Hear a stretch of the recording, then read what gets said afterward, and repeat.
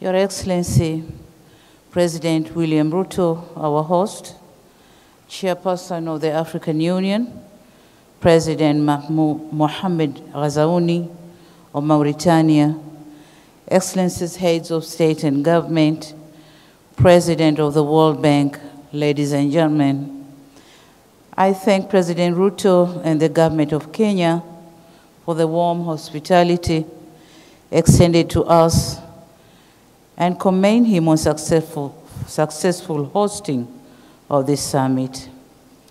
Last December, Tanzania hosted AIDA 20 midterm review meeting, which among other things highlighted the impact of AIDA financing. In addition, to emphasize the need for an ambitious AIDA 21 replenishment, Tanzania reiterated its appreciation for AIDA's collaboration, which has helped to improve maternal and child health indicators, rural electrification rates, access to safe drinking water, and economic recovery more broadly. We believe that it should be a collective effort to highlight both the impactful success stories of AIDA and the potential that AIDA still has. Indeed, AIDA has great potential to help its recipients to leverage resources from other partners.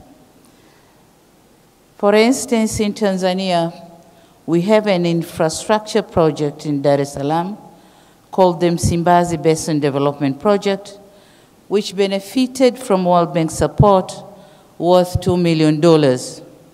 Having secured these resources, Tanzania has already been able to leverage an additional $60 million from other partners for this project, which aims at strengthening flooding or flood resilience and integrated urban development in our economic hub. Excellencies, in a bid to consolidate and building on the successes obtained during AIDA 20, we are pleased to advance this most important dialogue on AIDA 21. We are doing so at a time when Africa and the world are still facing the effects of multiple crises. In light of this crisis, coupled with significant shortfalls in development finance and shrinking fiscal space, what is required in going forward are more concessional resources. Moreover, considering the challenges related to present projected debt levels, we strongly believe that AIDA 21 should focus more on providing concessional loans, such as the 50-year credit loans. Given the present debt architecture on the continent, these facilities would provide more fiscal space to African countries to address competing development needs. Additionally, in the forthcoming AIDA 21 cycle, it is critical that policies are simplified and operational processes are streamlined. This is a matter that has a bearing on the access to development finance, the indirect cost of finance, and the achievement of the development objectives within the planned framework. Excellencies, all what would be discussed during this meeting are underpinned by investment in our human capital, which drives innovation and growth. And this is where my brother, President Museveni, was talking about. Africa needs transfer of technology and technical know-how.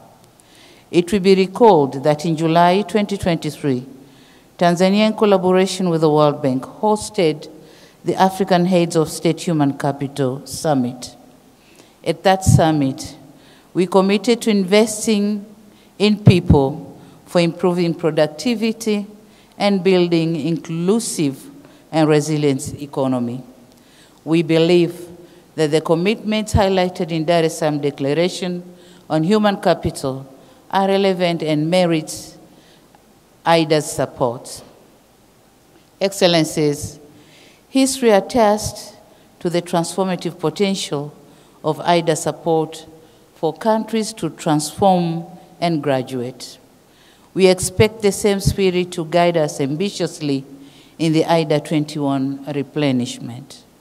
It is on this basis that Tanzania also calls for an ambitious IDA 21 replenishment that matches Africa's development aspirations with the resource needs. Once again, we commend IDA partners for their support and call upon them to honor their pledges to foster economic development and improve living conditions. Thank you for your kind attention. Thank you, Your Excellency. Allow me to invite to the stage His Excellency Evariste Ndayishimiye, the President of the Republic of Burundi.